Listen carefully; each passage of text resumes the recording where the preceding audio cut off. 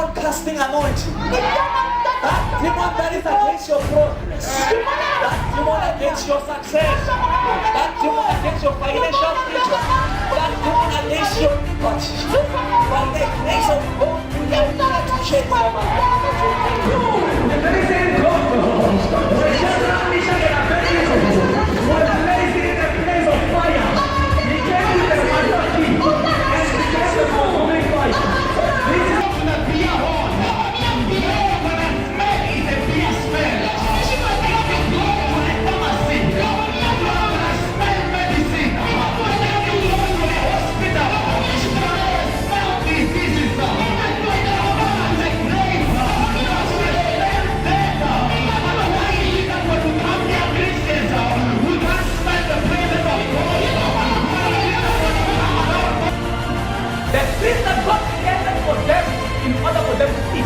was a tree that was pleasant to the sight. A dimension of God, a dimension of sight, not eyes. That's why prophets are not people who have eyes, they are people with sight. They see, they have sight, not eyes.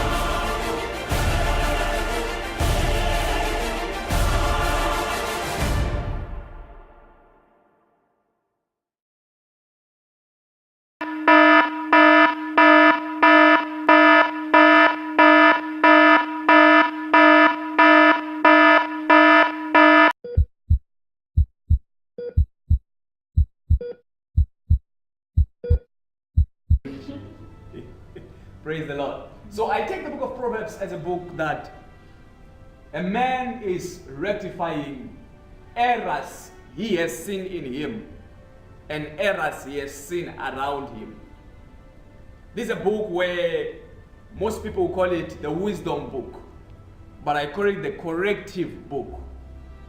The book full of people's mistakes, which means if you're going to read the book of Proverbs, hearing the wisdom within without trying to find out the solution of the problem he was trying to give, you will miss the reason why you are reading what you're about to read. If you take it as it is and say, these are wise words, you're going to miss the revelation beyond what is it trying to say. Praise the Lord. Amen. So I came as a fatherly figure today under the prophetic to come and give you something that if you take this, I tell you the truth, your life will never be the same. Amen. There is no way that your life can be the same. Hallelujah. I didn't come here to promise you a Bentley, didn't come here to promise you a mansion, didn't come here to promise you a degree, didn't come here to promise you a husband. I came here to promise you life of fulfillment no matter the situation. Hallelujah. That's good. I came here with a word that's gonna make you ready to wear the right clothes for every season you are going through. I didn't come to give you an umbrella. I came to make your body conducive for whatsoever environment that comes. Which means you might come out from your house and it's sunny and out of nowhere it rains. You still enjoy the rain. Come on, that's good. Praise God. Hallelujah. Are you ready to indulge? Yes, sir. Are you sure you're ready to indulge? Yes, sir. Praise the Lord. Hallelujah. Thank you, Father. Thank you for grace. Amen. The Bible says, hear ye children, the instruction of a father, and attend to know understanding. Hear ye children, the instruction of a father, and attend to know understanding. Which means if you're going to indulge on this sermon as an adult, you are free if you are on YouTube to skip, or if you are here to go home. Because this, for you to indulge on what I'm about to give by the grace of God, you need to be a child. Amen. Hear ye children. And what I'm about to give you, it's not just a word, it's an instruction. Amen. It's a command. Amen. Are you ready? Yes. And it says, attend to know understanding. Which means after all that I'll be giving you, I want you to go further than just hearing it into being in a point where you are attending to understanding what am I trying to say to your life. Amen. Verse number 2, let's go. For I give you good doctrine, forsake ye not my law. Most of the things that are happening in this world is simply because we have a lot of Christians who are fatherless. And as a result, there is no doctrine that is good that they are inclining unto. Yeah? You are one believer full of 52 doctrines. Not even John's the Baptist disciples were learning the doctrine of Jesus Christ while he was the Messiah. That's why Jesus' disciples didn't go to John to ask for prayer. They heard the disciples of John the Baptist praying. They went to their master and said, teach us how to pray, as John has taught. They didn't say, teach us John's prayer. We just want to understand this concept of prayer according to your doctrine. Speak somebody right here. They want to know what is their master saying concerning this. Most of us are in a state where things are not going right in our lives simply because we are hearing many doctrines. I used to love Facebook with all of my heart. I decided to go when I saw the called, the uncalled, those who call themselves preaching the gospel. And that's where confusion starts from. Because we don't have a kind of measurement to measure who is anointed. I mean, Bible is free. Anybody can take and interpret it anyhow. It's called the revelation. They'll wake up and say, I've got insight. I just found a new revelation. From today, we are all equal. But the Bible tells us very well that Jesus himself chose for himself and made sight to be, which means not everybody, apostles, some to be prophets, some to be teachers, some to be evangelists, some to be pastors. Jesus himself is saying, I hear you are saying this grace is enough for everybody. But in all the grace that makes you equal before the cross, I have chosen. Praise God. Hallelujah. If you can trace your DNA, you might discover that even the people whom you are feeding under are not your father anymore, because the doctrine that you are carrying at that moment in time is different. He says, I give you good doctrine. Forsake ye not my law. It's not saying God's law. Which means if you have a father who carries a doctrine of Christ, automatically you clinging to their doctrine makes you understand the doctrine of Christ. Let's go to verse number 3. It's something very, oh my goodness. It says, for I was my father's son. He's saying, I'm not coming here as a father to teach you because I'm a father. No, I was once a son. Therefore, whatsoever I'm about to teach you from here comes from the experiences I have had as a son. And I've once sat down under somebody who was a father figure to me, who taught me these things, and I cling unto them. And I've seen the people who never listened losing the way. That's the reason why he emphasizes and saying, I'm not just a father today, I am also a son. Praise the Lord. Same as me, I'm not just a man who ministers today, I am under submission. I have people who calls me to correction. I have people who guide me, whom I look up to, and I understand things better because I'm sitting under them. Never follow a man who's not following anybody. Because not even Jesus was following anybody. Jesus says, so as I saw my father do it, so do I do, which means he's a follower to his father. Paul says, follow me as I follow Christ. Tells Timothy, he says, actually, there is no need for you to hurry to Christ. Actually, you following me, you are in the right track. He was his father's son. He was once tender and only beloved in the sight of his mother. Solomon is speaking to us. He first introduces us to say, whatsoever I'm about to teach you here is out of me sitting down, listening to somebody. Let's go to the main verse. I think it's 24, 23. Good. Can we do it in a version that I believe they all know, which is NIV?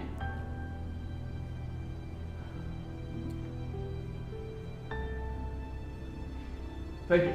Above all else, guard your heart, for everything you do flows from it. Let's go back to King James Version.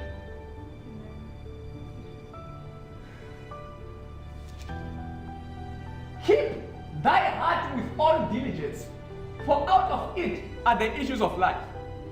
I came to preach briefly on it's a recommendation. Guard your heart. It's a recommendation. Guard your heart. It's a recommendation.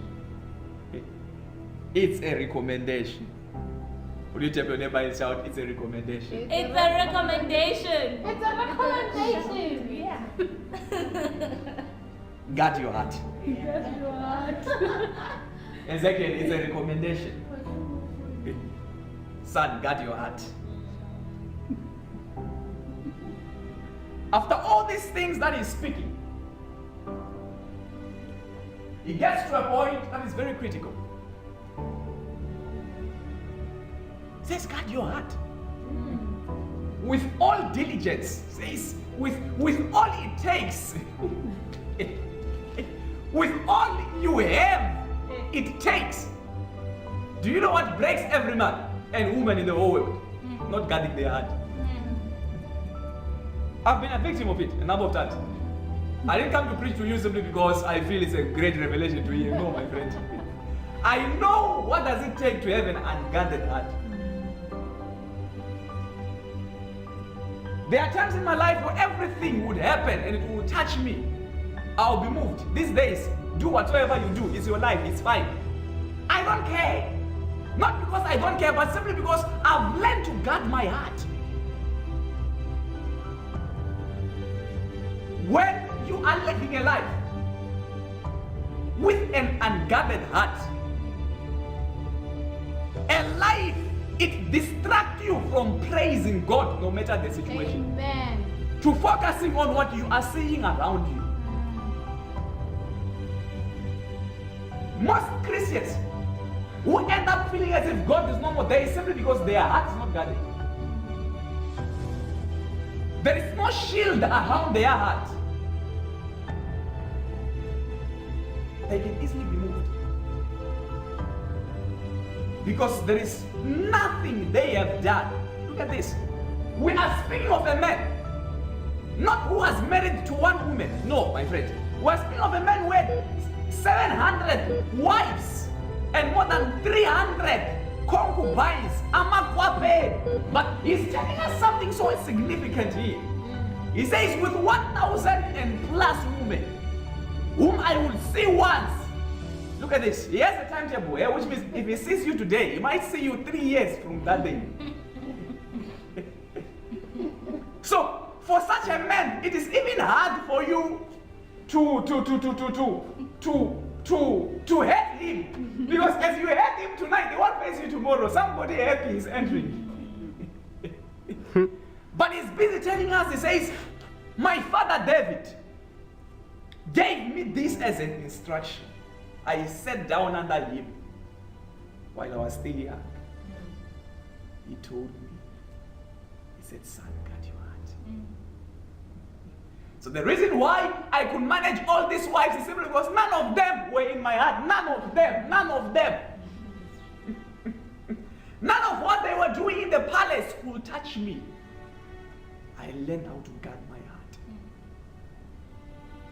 I stood against, look at this. Guarding your heart doesn't mean that don't show emotion. No, sir. Be a human being. Be affected, but guard your heart. Guard your heart. Let me be honest with you. Do you know that it's much easier to catch feelings more than catching colds? In uncertain times, I'm being honest. I'm being honest. I won't tell you things that are not real. I'm telling you reality. So simple, so simple. You can catch feelings here, now, not tomorrow. Speak with a person 2 months, already you are deep inside.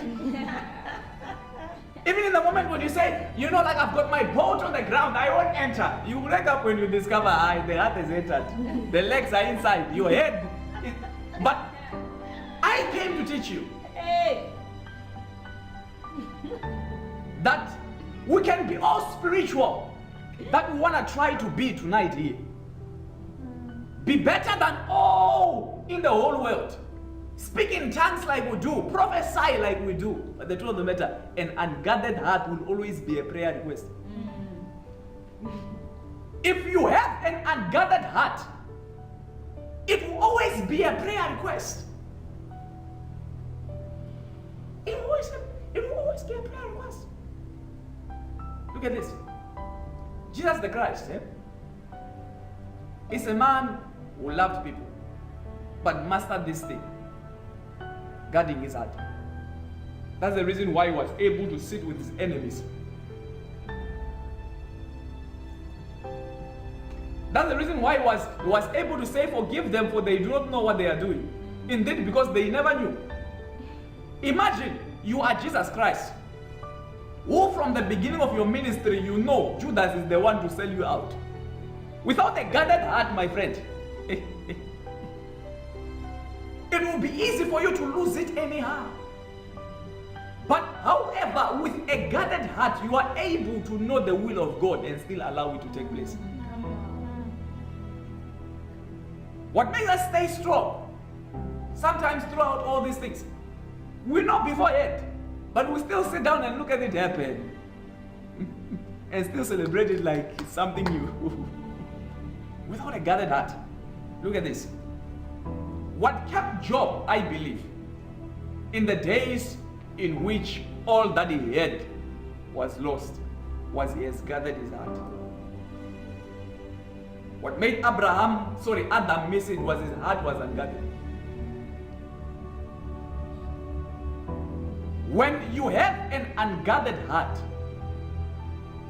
the voice of God can get to a point where it becomes silent while you are still able to hear it. It can get to a point where the loud voice of God that speaks to you becomes a voice you can't hear while you are still able to hear it. Let's go to the scripture and read.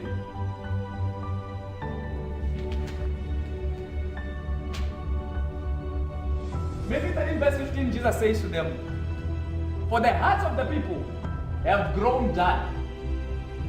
Their ears are hearing, and their eyes they have closed, lest any of time they should see with their eyes, and hear with their ears, and should understand with their heart, and should be converted, and I should heal them. Let me show you something. Jesus here is giving them a parable about a sower and all of that, and the disciples comes after and say, please tell us, what are you saying? Jesus begins to tell them, he says, they have ears that can see. Sorry, they have eyes that can see, but they are not seeing. Which means when your heart is unguarded, you can perceive the voice of God. You are able to hear what God is saying concerning your situation, but all that means nothing. That's the reason why when some of you are going through whatever you're going through, and all I can tell you is, it is well. You don't understand what I'm saying. Until the day where it is well has been translated into things you are able to hold. You come back and say, pray, well, Lord. I'm like, I thank God for that miracle a long time back. Because it was in the day where I told you it is well that I knew that it's working out. Imagine, having to have a prophet as a father in the house helps you so much that you live tomorrow today. But the problem here is, with an unguarded heart, you might miss that tomorrow has already happened. And you wait for the real manifestation. And you begin to cry with those who never knew that is the season to cry. Yet in the realms of the spirit, you should have cried a long time back, and you have accepted. Give you an example. December last year, my grandfather was sick in the hospital. My mother came to me and said, son, your grandfather is sick. I looked at my mom and I heard the voice of the Lord loud. His days are over. Turned around, told you to live life. He said this. I'm my grandmother. Then my grandfather got discharged. Went home, he was fine, he was a healthy man. Everybody was celebrating. It is well with him. Yet to me, I knew he's a dead man. Came back to school. Within 3 weeks, they told me he has passed away. Even to this day, I haven't cried. Not because I never loved him, but because to me, the day he died was the day that the Lord told me he has passed away. And I've dealt with the grief such that when it happens already in the physical realm, I'm already above that. When you learn to guard your heart, it is easy for you to understand the doings of God. And it is easy for you to flow flow with whatsoever God is doing in that moment in time. You see, at times people, when they think we're talking about guarding your heart, it's not this only physical heart that we're talking about. But however, also with that physical heart that you are having, it needs to be guarded. Let me show you something. Have you ever fasted and prayed, and somebody you really cherish so much just disturbs you and tell you something you were not ready to listen to? All the fasting and prayer disappear, my friend. You become a man of flesh. And unguarded heart is like that. But a guarded heart is one that, even when you have went through something, you can look through it and don't allow it to move you. Not that it doesn't hurt, but simply because you have entered into a dimension and a season where you understand that there is something greater ahead of you. If God's not giving me this now, the very same God who gave this unto me once can give me something better. Amen. That's my mentality. That's my mentality. I lose this phone, it means the God who gave me this phone is more capable to give me something better.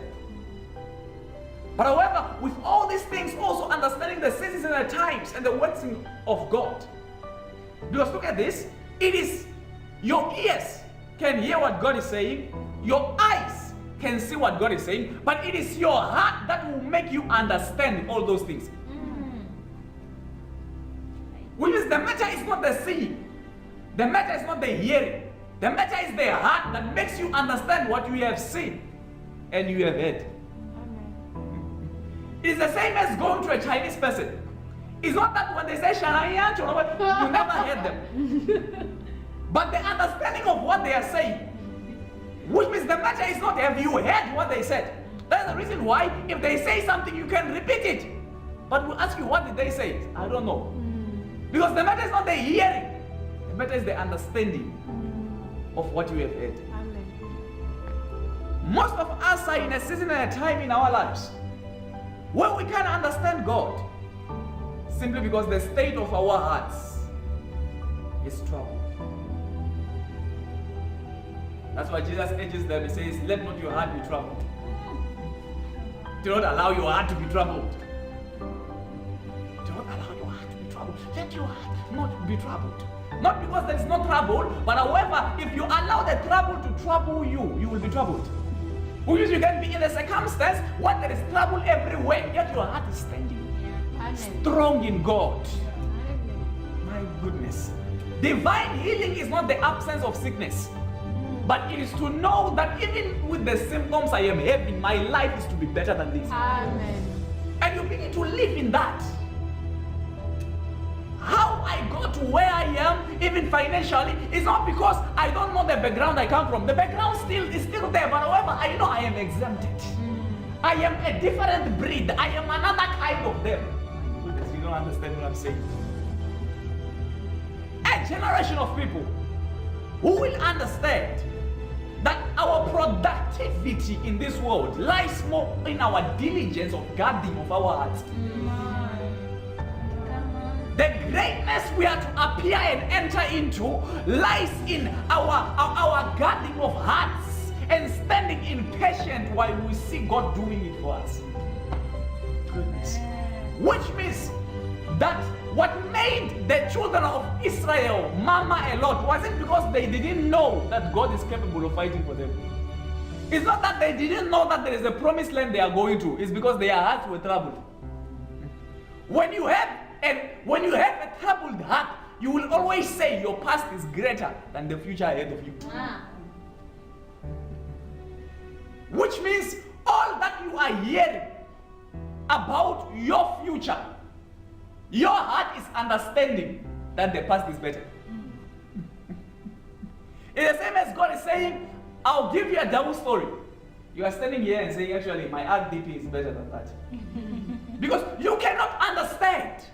But a guarded heart allows you to live in the double story, even if you are traveling there. You are living saying, I've already arrived. A mentality of, it doesn't matter what is happening around me, I know this is about to happen. When we say we carry a seed of greatness, it's not because we have woke up in the morning and there are angels each and every morning blowing trumpets in our room saying, you are great, you are great. No, sir. We go through whatsoever that any other normal person can go through. But there is a confidence within us that makes us strong and stay and say, we know he said it. Yeah. One thing that keeps me all my life is this one thing. He has said it. Yeah. If God has said it, it doesn't matter what's happening. Oh my goodness. The Bible calls God and say he is not a man that he should lie. Which means him not being man alone makes him not a liar. Yeah. My God. And the Bible tells us very well that he's not a man that he should repent. Yeah. Yes, my goodness, my goodness. Look at this. Hey, and the Bible says God is trustworthy. Show something.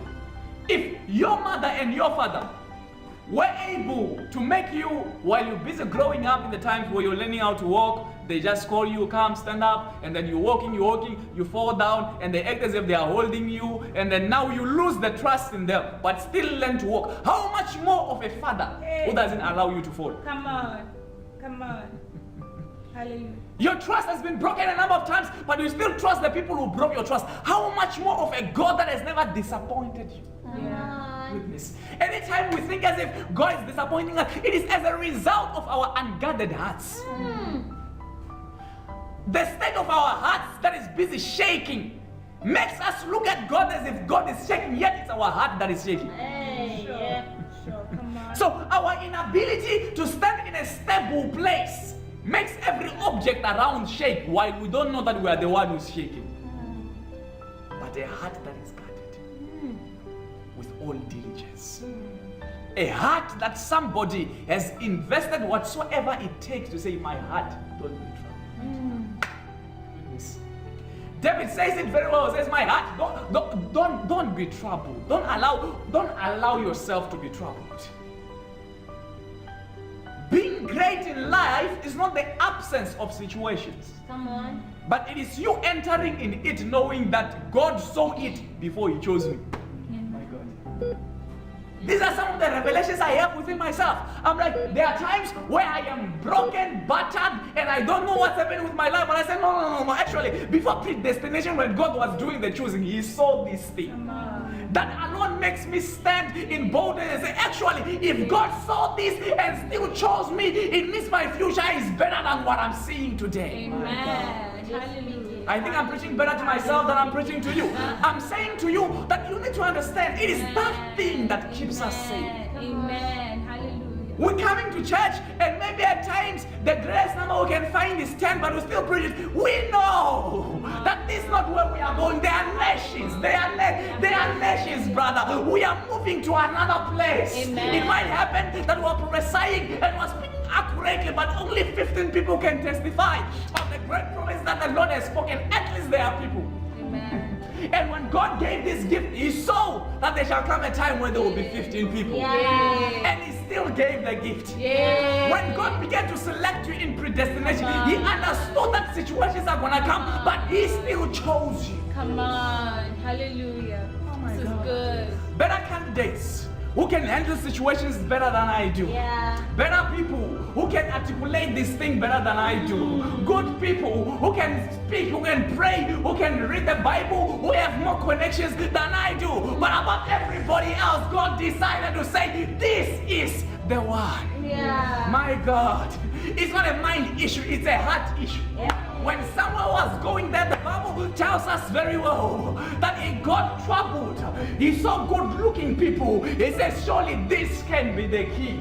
But God says, this is not the one. I know there is a man whom I have already chosen. He's a man after my own heart. Hey. With a guarded heart, you begin to have a heart-to-heart connection with God. Come on. Amen. Looking at the things around you, say it consumed everybody else, but I know I can't be consumed because God saw this situation. My goodness, my God, my God, my God. Look at this. I believe very well that what made David to stand the giant Goliath with confidence was he has guarded his heart. While Saul was sitting shivering, saying, this man is big, God said, I've seen God. I've seen God, and I know that God has ordained me to be a king. And I've been entered into the throne. Which means I can't die with an anointing on my head. My God. I don't know who I'm speaking to, but it's a word for somebody here. That there are words that are spoken about your life. There is an anointing upon your head. There are plans that God has about your life. And until those plans are fulfilled, you are going nowhere. You can't lose your mind. You can't go down. There is something great that God has already ordained for your life. And until you enter into that dimension where you are witnessing that the Lord has spoken, no matter who says what, no matter who does what, doesn't matter who likes you or not, you're going to enter into the destination that the Lord has ordained for you. Amen. Hallelujah. Hallelujah. He's going to do it. Yeah. He's going to do it. Yeah. Some of us have been told a number of times that we shall result to nothing, but the greatness within never allowed. After speaking what they said, something within me said, you're born of greatness. They might not see it because they are not God, but when God allowed you to go through all you went through, He saw that. Yeah. Sit down, begin to reflect. Young asthmatic boy who got admitted a number of times in the hospital, lived in drips in a young age, was a troublesome young boy. I believe by the time my parents had enough, thought, can we kill this boy? Maybe because this is too much mass to pay. But in the hospital, God was seeing encounters. Yes. My God, you're not getting this. Yes. I'm saying in the hospital bed, when the nurses were saying, we don't know what to do. Oh my God. God was busy seeing nations. My God. In the hospital bed, where everybody was stressed, God's heart was still guarded. And He was seeing a greater future that everybody around was not seeing. Yes. Stood tall, I said, I have a call of God. He speaks to me.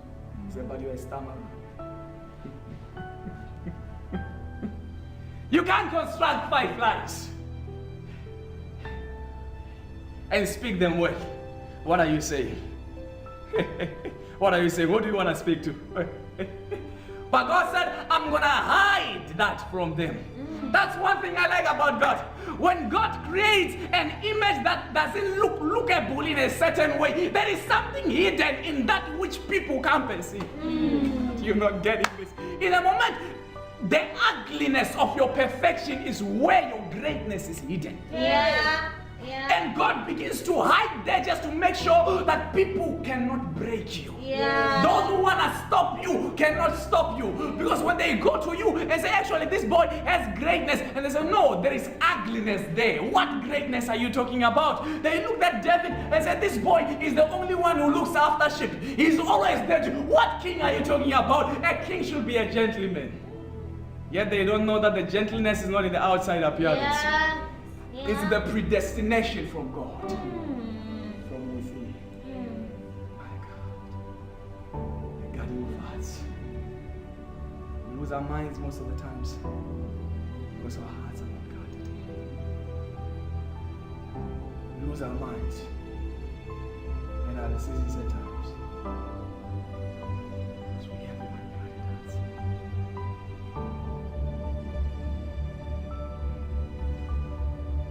Learn to substitute my prayer points with praise breaks. Wake up and say, thank you, Jesus, I don't have money. But however, with a revelation within my mind, I carry a blessing. I don't have money, I carry a blessing. The blessing of the Lord. There's no sorrow. If there's no money now, it means that money might be sorrow for this moment. But I carry something that maketh rich. And the richness that is there, the Bible doesn't say in money. It says rich, which means it can be rich in joy. My goodness, it can be rich in happiness. It can be rich in health. There is a particular gene of richness within you. You go to be fulfilled.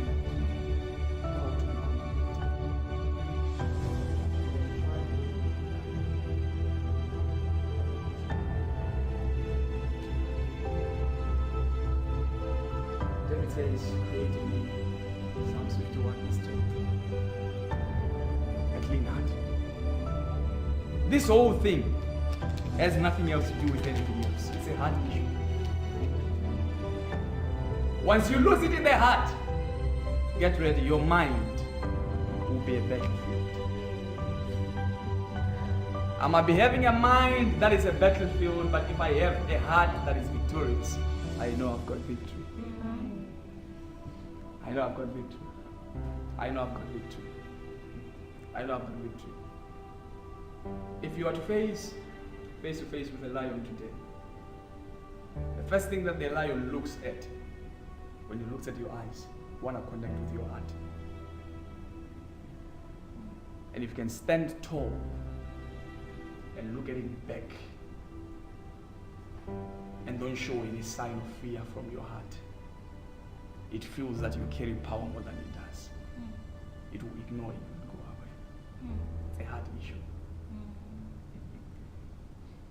Most animals, the battlefield is there. When they begin to look straight within themselves, eye to eye, it's not a matter of looking eye to eye. Even in a boxing match, the opponent doesn't get defeated in the ring. It's in that moment where hearts are connected. And one's heart is not sitting in diligence. There is a lot of fear within them. They are already defeated before they enter into the ring. Battles we enter into in life, most of the times, feel as if we are battered by life. It's because our hearts were not guarded. Our hearts were shivering. Our hearts were not in a good state. And as a result, begin to miss it. Begin to miss it. He speaks something, he says, Lord, I know I'm a man after your heart. Create in me a clean heart.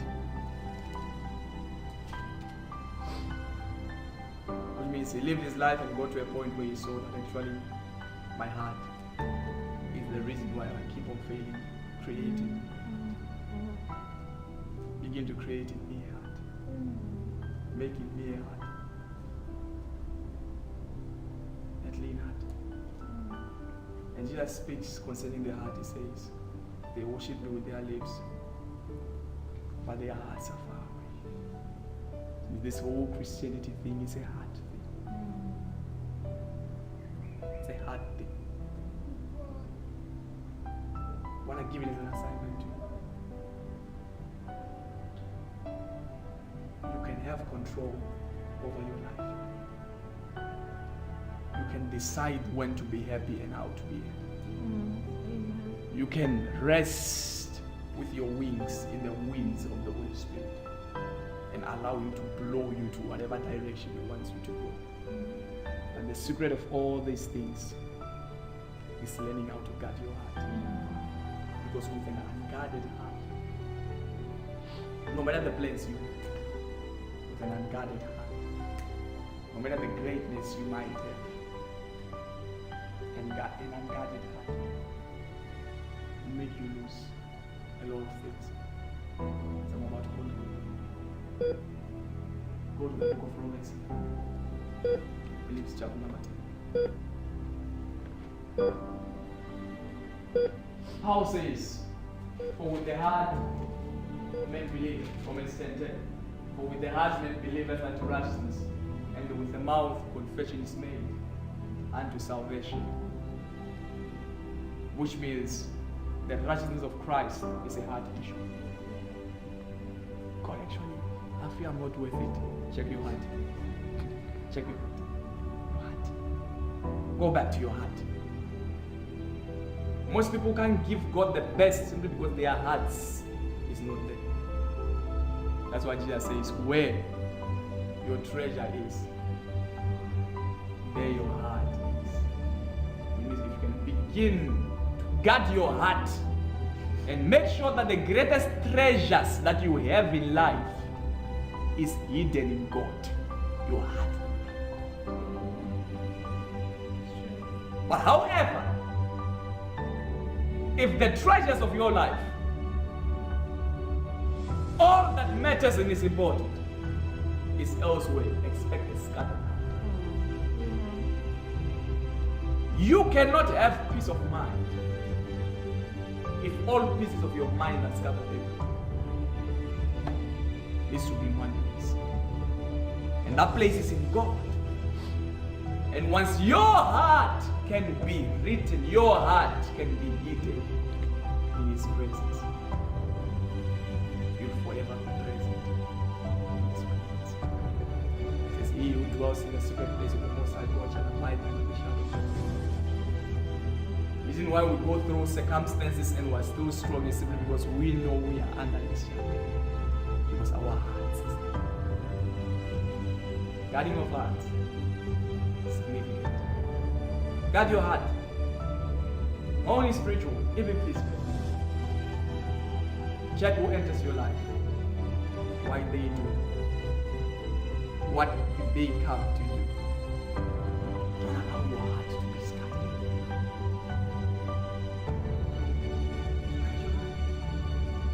Living in evil days, where technology is damaging us more than it will be making us. Easy, our hearts are everywhere. Your heart can be scattered in Instagram, in WhatsApp, on Facebook. You are catching feelings everywhere. Everywhere.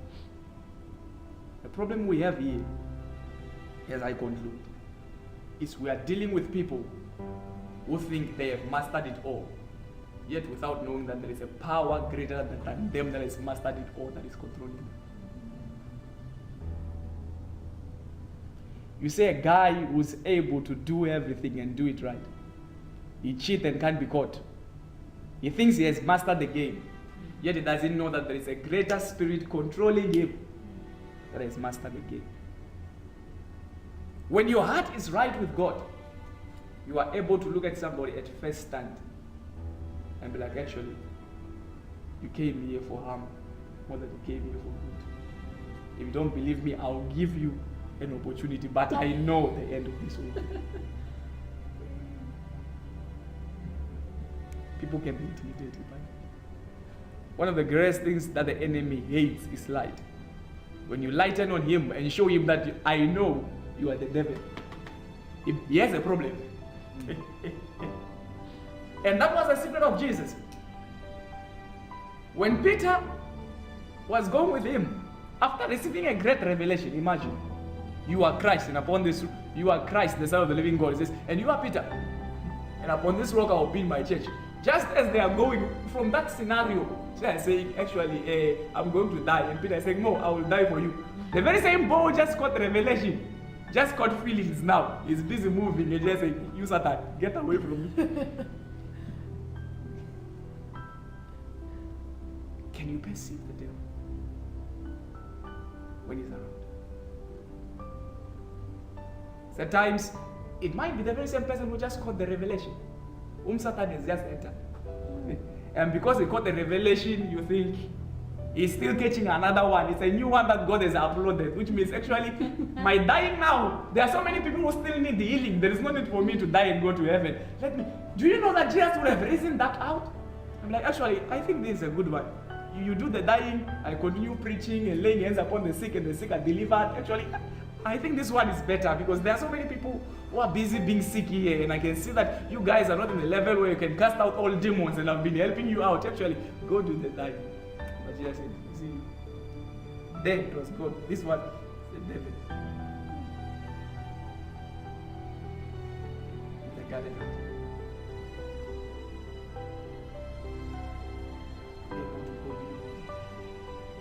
Perceiving situations into perceiving environments. You move from just perceiving situations into perceiving environments. Being able to say the situation might look the same, but the environment is different. Sons and daughters in Christ. If we master the guarding of heart, most prayer requests will be time of fellowship with God. Amen. Because the enemy knows that it's out of that place. That's why Jesus says, out of the abundance of the heart, the mouth speaks. What is your heart? What is it?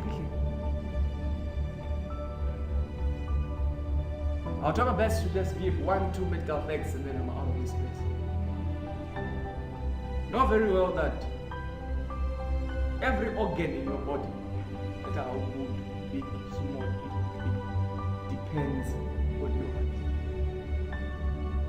Your eye receives blood.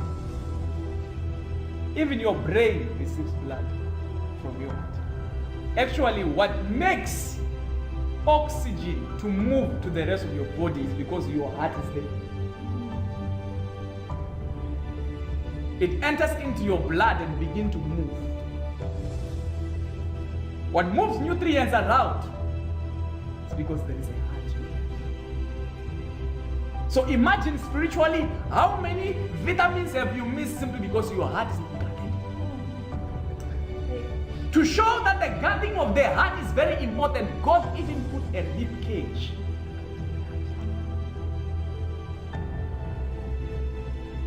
And to every animal you can ever see, where there is a heart, there is a rib cage. Because it needs to be guarded. It needs to be guarded. It needs to be protected. It needs to be protected. You can easily be attracted to so many things when you have a heart without a rib cage. It can move anyhow. It's unprotected. If God, the master of everything, could put a rib cage, it means you need it.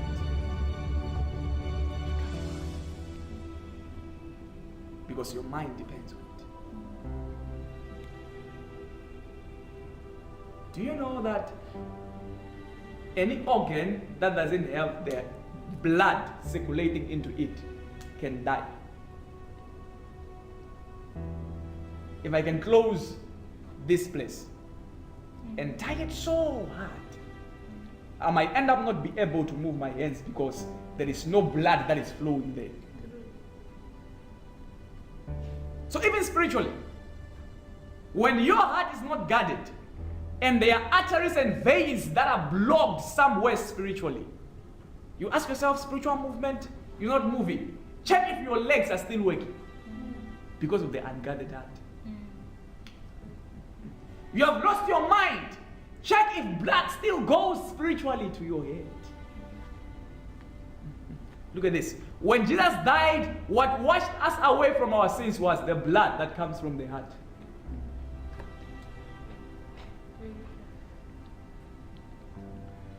Even Jesus says, I am dying. It's my blood that is flowing, but this blood is significance of something spiritual.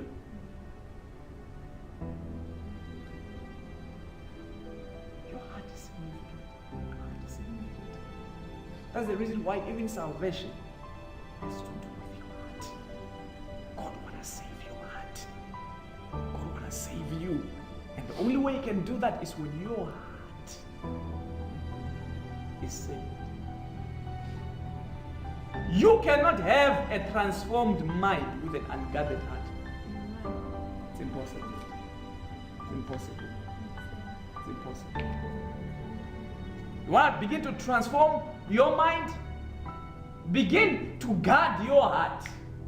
Because as long as your heart is unguarded, it will continue falling for the very same thing, and you will try to change your mind, but your mind will keep on telling you, this can be.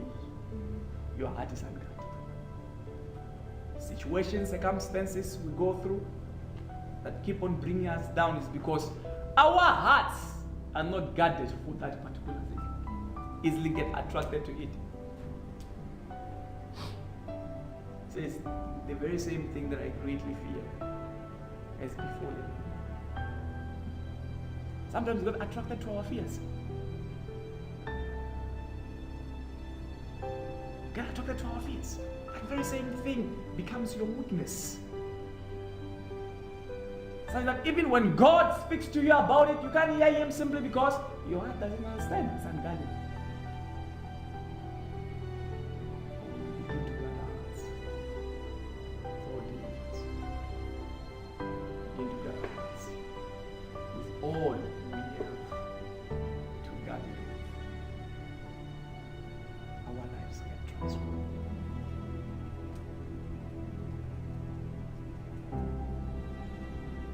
begin to move according to the plans of God and understand His way of doing things. We can rest in Him and believe in Him because we know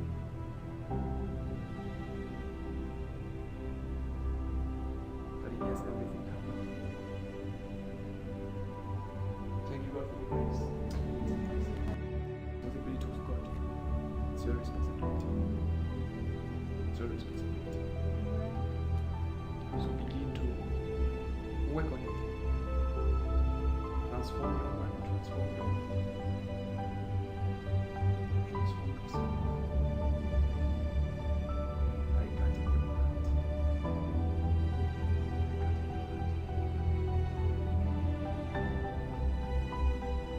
It's a guarded heart. Things that break others can't break you. Let me touch this and I close. Sorry for touching so many places. Sorry. He says, guard your heart with all diligence, because out of it. Do you want to know what your future holds for you? Do you want to know how your destiny will be looking like? Do you want to know where you are going to? I'll give you a map. The map of every organ we have in the body is by the arteries and the veins that are scattered to those places. So the map to your destination as a human being is in the spiritual arteries that your heart is connected to. It says, out of it, which means in the physical being, out of your heart flows blood to every area that makes you alive. In the spirit, out of your heart flows matters and issues that makes you alive. As a living being, your heart is filled with issues. It is filled with matters. What is matter? Matter is anything that occupies space. That's matter, which means anything you can think about. Your future, your destination, it's a matter. Which means with a disturbed heart, you can end up entering in a wrong destination. Without an unguarded heart, you can miss the plan of God because it's a matter. With an unguarded heart, you can hear somebody tell you that can change your life forever. And the funny part is, our hearts are mostly unguarded in things that destroy us more than things that build us. It's easy for us to get attracted to trouble more than good. It's easy for us to willingly die for evil more than to die for good. It's easy for us to stand on a lie more than speaking out the truth. Do you know a man can defend a lie with all he has, but can't stand on the truth? Why? Because we have unguarded hearts. Evil. Imagine, it's easy to give your all on doing what will never help you, more than doing something that will be productive unto you. I'm being honest. Who thinks twice when they're about to swim? You just anywhere just come bah. Why? It's evil. Your heart is unguarded. You don't even think twice. Okay. Don't act like since you were born even to this day you have been holy. Have you ever been caught by your parents doing something?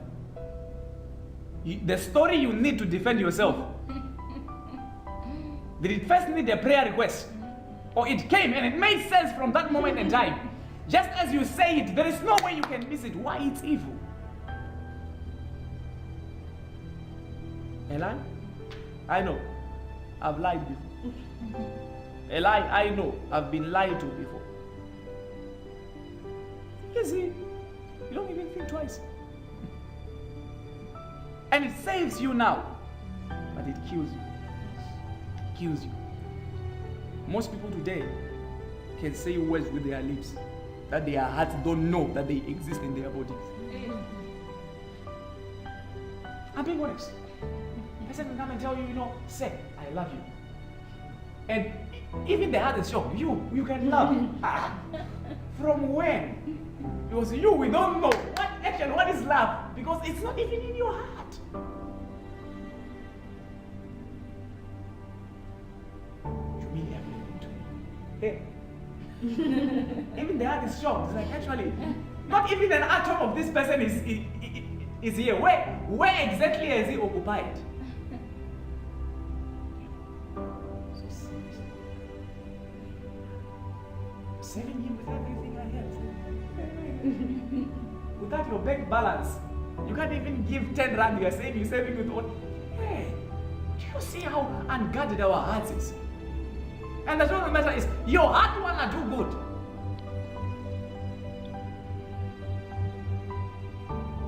It desires to. It was made to. But because it is unguarded, it got to a point where it frees. And it is dead. Most hearts around the world are in a mortuary. People are living heartless. Heartless. That's incredible. You don't feel anything. That's incredible. And the truth of the matter is, the virus of people without hearts is spreading more quicker than HIV. It's everywhere. Our lecture rooms, taxis, everywhere we go. People without hearts.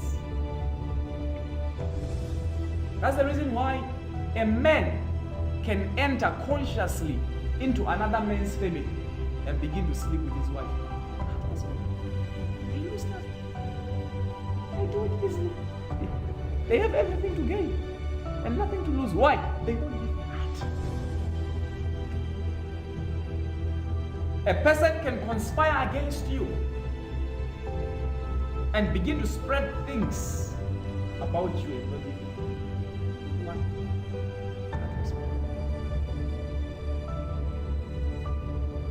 And the bad part is when you have went through it, you end up saying, let me just enter by the head. That's how you produce life. I think this is how a new way of life is. You have a wrecked society full of people who are having unguarded hearts. And when you come and you're a good person, they say you are too good for me. When you hear those words, no, that person has no heart. What they are trying to say is continue guarding your heart like that. Run.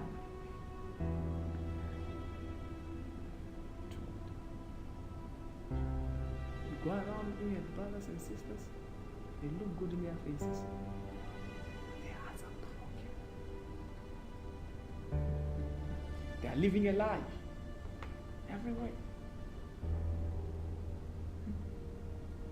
See issues flowing out. Instead of good water flowing from hearts, you see dirty water flowing because the issues are bad. All they are grateful of, actually, they're not even grateful that they woke up in the morning. God, why didn't you kill me? It should have been better that I died. So waking up to this every day is a problem. And the solution to that is not psychological.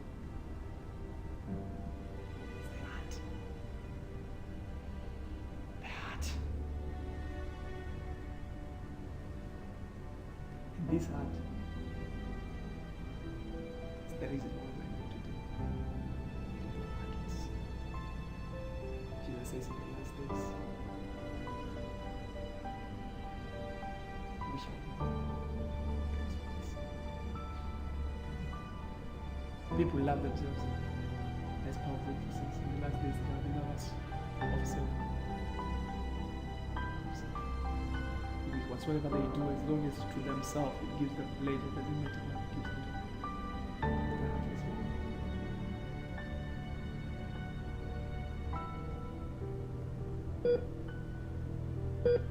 him to give it to you, sons and daughters, as a recommendation.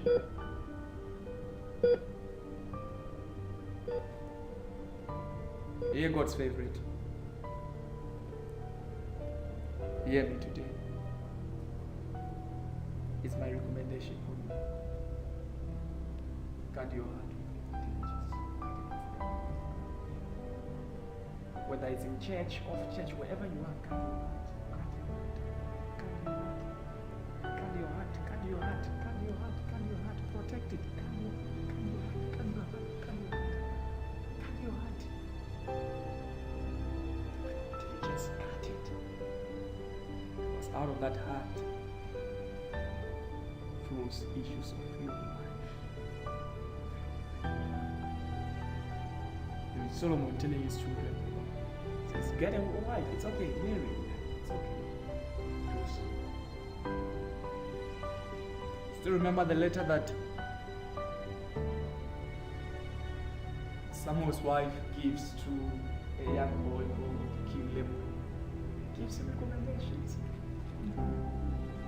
Tells him things that are deep, issues that needs one to guard their heart. You can preach all the faith you need to have. You can't have faith if your heart is unguarded. Where do we get faith from? Because in the very same heart there is faith and fear. Where do we get faith from? Do you know that it's easy? Actually, do you know that it doesn't take a farmer to plant weed and all these different kind of things in the field? It grows by itself. But it takes you to go and fertilize the ground and look after it for you to plant crops and they grow. That's how humans are. Evil doesn't take a root, but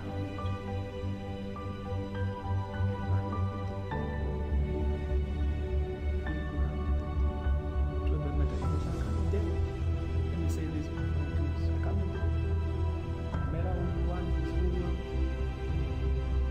You have to appear before God. Every action you have taken with an unguarded heart will be presented. And our appearance before God actually is not because God wants to judge us, no. He just wants to show you that actually, so that you can know the reason why. Just for closure, so that at least you have closure. But then they shall come. Remember, relate with everybody you see. For God. Take good care of people. Love people around you. Don't do it for them. Because they will keep on harming you again and again.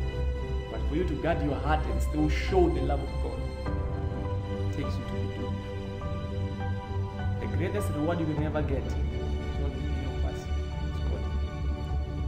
Even me standing before you, I might offend you many times.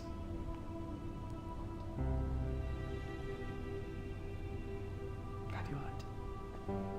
I want to stand and be praying.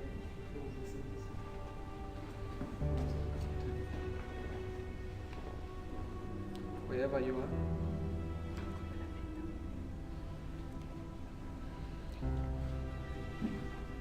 Why don't you take this time? Make it a prayer for yourself. God, help me guard my heart with all diligence. Help me look after my heart. Help me consciously. So I want to serve you. I want to live for you. With all that I have, I want to be committed in this work with everything I have. I want to be here. I want to be part of all this. But my heart, God, my heart. I want you to be honest with God and say, God, actually my heart is the problem now, my heart. Help me. Help me. It's possible we can play Withholding Nothing by William McDonald. want you to withhold nothing and say, God, this is the moment in the time I want to give myself away. I want you to teach me how to guard my heart with all diligence. Because out of it flows matters of life. God is concerned about you. He loves you. He cares about you.